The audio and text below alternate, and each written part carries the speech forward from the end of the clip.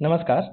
कल के डेट में जो बिहार में नेट और जेआरएफ क्वालिफाइड कैंडिडेट्स हैं उनके द्वारा महामहिम राज्यपाल को एक ज्ञापन सौंपा गया और ये ज्ञापन इस विषय में है कि 24 अगस्त के डेट में लोक भवन पटना के द्वारा एक प्रेस विज्ञप्ति संख्या जारी की जाती है जिसमें उनको कहा जाता है कि 2018 के रेगुलेशन के टेबल 3A के तहत मेरिट में 30 नंबर का पीएचडी के लिए उनको वेटेज मिलेगा।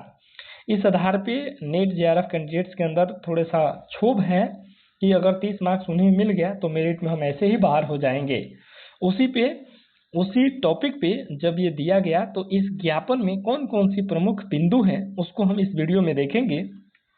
तो चलते हैं, तो यहाँ नीचे देखेंगे, इसमें पहला बात कहा गया है कि लोक भवन का ऐतिहासिक अधिसूचना, क्योंकि जुलाई 2026 में जब नया जो रेगुलेशन बना था बिहार सचिवालय पटना के द्वारा, उसमें जो भी नियम कानून बनाया गया था उसे देख करके जो नेट और जेआरएफ क्वालिफाइड कैंडिडेट्स हैं उनके मन में एक आशा जगी कि हाँ अब बिहार के विश्वविद्यालयों में भी टैलेंट को देखा जाएगा। उसके बाद से देख सकते हैं फिर यहाँ से प्रेस विज्ञप्ति संख्या 168/2026 से उपजी चिंता एवं प्रतिभा पलायन का दर्द।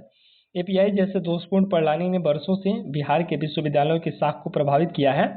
इसी दूषित व्यवस्था के कारण बिहार की अनगिनत प्रतिभाओं को अपनी ही माटी में न्याय न मिल पाने के कारण अन्य राज्यों में पलायन करने पर विवश होना पड़ा है। यदि परीक्षा के बाद भी वही एपीआई पीछे के दरवाजे से वापस लाया जाए तो यह हमारी मेधा के साथ पुनः गहरा अन्याय होगा। ये बात सच है। उसके बाद फिर क्या है, प्रशासनिक सुधार की आत्मा आघात एवं मुकदमों की आशंका, बिल्कुल सच है। अगर एपीआई आएगा तो स्वाभाविक है कि कोर्ट केसेस होंगे। फिर अगले आते हैं, अगला क्या है, इसके बाद आप देखेंगे कि जो वर्षों तक मेहनत कर रहे हैं, नेट क्वालिफाई किए, जेआरएफ किए, उनके साथ असंगतियां हो रही हैं। इस पर भी माननीय महामहिम राज्यपाल जी का जो ध्यानाकर्षण करवाया गया। यहाँ देखिए, पीएचडी एवं कार्य अनुभव के आधार पर अतिरिक्त अंक एक्स्ट्रा वेटेज न देने हेतु ठोस विधिक आधार वस्तुनिष्ठ प्रश्न आयोजित करने के उपरांत अंतिम मेधा सूची फाइनल मेरिट में पीएचडी शोध पत्र प्रकाशन या पूर्व कार्य अनुभव के नाम पर पृथक से अतिरिक्त अंक एक्स्ट्रा वेटेज जोड़ना विधिक सिद्धांतों, यूजीसी नियमावली तथा संवैधानिक अधिकारों के सर्वथा विपरीत है। इसके मुख्य आधार निम्नलिखित हैं। एंट्री लेवल पोस्ट का स्वरूप एवं नेट जेआरएफ धारकों के प्रति भेदभाव, प्रवेश स्तरीय पद का सिद्धांत, विश्वविद्यालय अनुदान आयोग यूजीसी के 2018 के रेगुलेशन स्थापित मानकों के अनुसार सहायक प्राध्यापक का पद उच्च शिक्षा कैडर का प्रारंभिक प्रवेश स्तरीय पद एंट्री लेवल है। राष्ट्रीय मानक अर्हता, इसे प्रवेश स्तर पर नियुक्ति हेतु यूजीसी द्वारा निर्धारित एकमात्र न्यूनतम राष्ट्रीय पात्रता स्कोर स्नातकोत्तर plus net plus set plus PhD UGC norms है। यहाँ देखेंगे मेधावियों का हतोत्साहन, यदि प्रवेश स्तरीय परीक्षा में पीएचडी या वर्षों के अनुभव के आधार पर 30 से 50 अंकों का अतिरिक्त भारांक दिया जाता है तो यह केवल पीजी प्लस नेट जेआरएफ उत्तीर्ण अभ्यर्थियों लिखित परीक्षा में शीर्ष अंक प्राप्त करके भी अंतिम चयन सूची से बाहर हो जाएंगे। ये बात तो मैं पहले से ही कह रहा हूँ कि मेरिट हम लोग का बनेगा ही नहीं। उसके बाद से अगला क्या है कि पीएचडी की अनिवार्यता एवं उच्च मूल्यांकन का वास्तविक संदर्भ। तो ये जो पीएचडी जो लोग किए हैं ना, उन लोगों को जो भी आगे चल करके जो प्रमोशंस देना है, यहाँ देखेंगे स्पष्ट लिख रहा है कि सह प्राध्यापक, एसोसिएट प्रोफेसर और प्राध्यापक प्रोफेसर की सीधी भर्ती एवं पदोन्नति के लिए निर्धारित किया गया है। ठीक है। अगला क्या है, समान अवसर के सिद्धांत के प्रत्यक्ष हनन, इसमें भी देख लेंगे। फिर नीचे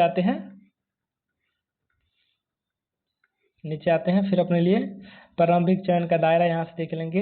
पदोन्नति का मामला देख सकते हैं।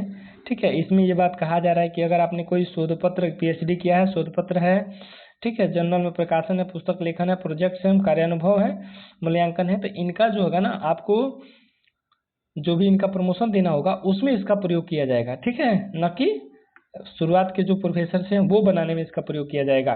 फिर नीचे आते हैं। नीचे के बाद से आप देखेंगे यहाँ पे, महोदय, ऐसी स्थिति में वस्तुनिष्ठ परीक्षा के बाद पुनः एपीआई एकेडमी के आधार पर अतिरिक्त वेटेज देना हम जैसे नेट जेआरएफ अभ्यर्थियों के वर्तमान में पीएचडी एवं शोध कार्य कर रहे विद्यार्थियों के साथ ही असमानता उत्पन्न होगी। हमने अपनी योग्यता के आधार पर नेट जेआरएफ जैसी राष्ट्रीय स्तर परीक्षाएं उत्तीर्ण की हैं और वर्तमान में शोध कार्य कर रहे हैं। यदि लिखित परीक्षा के बाद पीएचडी शोध पत्र अनुभव अथवा एपीआई के अतिरिक्त अंक जोड़ दिए जाते हैं तो परीक्षा में प्राप्त वास्तविक अंकों के बावजूद हमारी अंतिम मेरिट प्रभावित होगी। अब यहाँ देखेंगे, यहाँ देखिए कि बिहार के अलावा अन्य कितने राज्यों में जो भी है रिटर्न आधारित एग्जाम होते हैं उसका यहाँ से देख लेंगे। तो राजस्थान में देखेंगे तो यहाँ पे भी MCQ प्रश्न होते हैं प्लस इंटरव्यू रहता है, जिसमें कि 450 प्रश्न रहते हैं, 3 पेपर का कुल 200 अंक रहता है, लिखित परीक्षा 200 में इंटरव्यू 24 मार्क्स का। ठीक है। मध्य प्रदेश में भी देख लेंगे 800 मार्क्स का होता है प्लस इंटरव्यू 100 मार्क्स का होता है। देख लेंगे छत्तीसगढ़ में भी देख सकते हैं MCQ plus interview, Uttar Pradesh में भी MCQ plus interview, Uttar Pradesh GDC का देख लेंगे मिश्रित रहता है, ऑब्जेक्टिव प्रीलिम्स डिस्क्रिप्टिव भी रहेगा। हिमाचल प्रदेश में मिश्रित रहता है, उत्तराखंड में केवल इंटरव्यू रहता है।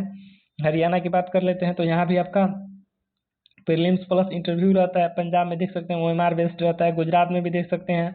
ठीक है, गुजरात में भी आप देख सकते हैं। तो इस तरह से जब इतने राज्यों में रिटन बेसिस एग्जाम कराया जा रहा है तो फिर बिहार में क्यों नहीं? इतने राज्यों में जब कराया जा रहा है तो फिर बिहार में क्यों नहीं? इस तरह से माननीय राज्यपाल का इस पर ध्यानाकर्षण करवाया गया है।